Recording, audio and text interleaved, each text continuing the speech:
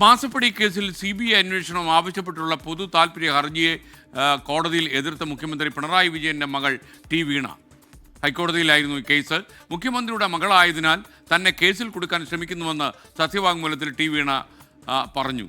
പിണറായി വിജയനും വീണയും അഴിമതിക്കാരൻ തെളിയിക്കുന്നുള്ള തന്റെ പോരാട്ടം തുടരുമെന്നാണ് പക്ഷേ മാത്യു കുഴൽനാടൻ ഇന്ന് പ്രതികരിച്ചത്.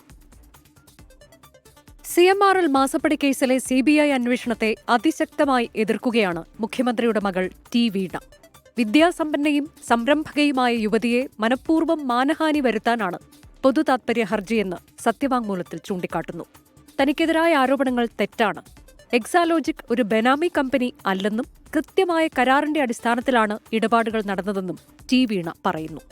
CMRL എക്സാലോജിക് ഇടപാട് നിലവിൽ SFIO അന്വേഷിക്കുന്നുണ്ട്. SFIO അന്വേഷിക്കുന്നതിനാൽ CBIക്ക് അന്വേഷിക്കാനാകില്ലെന്ന് സത്യവാങ്മൂലത്തിൽ പറയുന്നു. AKG സെന്ററിലെ വിലാസം തെറ്റായി ഉപയോഗിച്ചതിനല്ല ROC പിഴ ഈടാക്കിയത്. നടപടിക്രമങ്ങളിലെ വീഴ്ച പരിഹരിക്കാനാണ് പിഴയെന്ന് വീണ പറയുന്നു. സത്യവാങ്മൂലത്തിലെ വാദങ്ങൾ ദുർബലവും സാങ്കേതികവുമെന്ന് മാത്യു കുഴൽനാടൻ MLAയുടെ പ്രതികരണം. വീണയുടെ വാദം ആർഗ്യുമെന്റ് തികച്ചും ദുർബലവും സാങ്കേതികവുമാണ്. ഈ കമ്പനിക്കെതിരെ നിരവധി മലിനീകരണ പ്രശ്നങ്ങൾ ഉന്നയിച്ച് നാട്ടുകാർ പരാതി നൽകുമ്പോൾ 2016 മുതൽ ഈ പണം വാങ്ങിയ വീണയുടെ അച്ഛനായ മുഖ്യമന്ത്രിയായ പിണറായി വിജയനാണ് എന്നതുകൂടി ചേർത്ത് വായിക്കുമ്പോൾ ഇതിലെ അഴിമതി വ്യക്തവും വളരെ ക്ലിയറുമാണ്. മാസപ്പടി കേസിലെ CBI അന്വേഷണം എതിർത്ത് നേരത്തെ മുഖ്യമന്ത്രിയും ഹൈക്കോടതിയിൽ സത്യവാങ്മൂലം നൽകിയിരുന്നു. മാധ്യമപ്രവർത്തകനായ MR അജയനാണ് CBI അന്വേഷണം ആവശ്യപ്പെട്ട് ഹൈക്കോടതിയെ സമീപിച്ചത്. 24 കൊച്ചി.